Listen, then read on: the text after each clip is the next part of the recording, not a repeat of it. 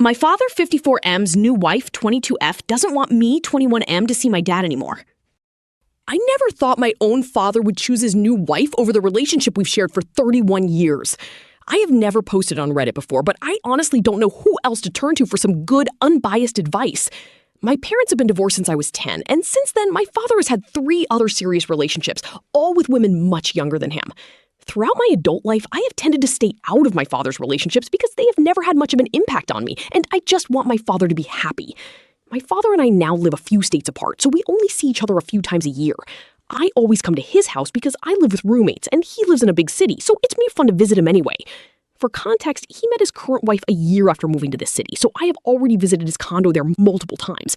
It has 2 bedrooms, one of which he uses as an office, but I sleep there whenever I come to visit. Getting back to the story, I have met my father's new wife, let's call her Kayla, once before at a family gathering in my hometown. She was perfectly nice to me, but we honestly didn't get a chance to talk much since it was a crowded gathering and I had many people to catch up with. My father and Kayla eloped, so there was no wedding for me to attend. Now that the 2 are married and I have some time off work, I contacted my father to discuss taking a trip to see him soon.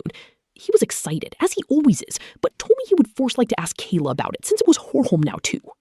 I was a bit taken aback, but it didn't seem too odd, so I said okay and told him to get back to me whenever he could. This is where it gets strange. My father called me back the next day and informed me that, unfortunately, I won't be able to visit him anymore. I thought he was joking at first because it sounded like his usual sense of humor.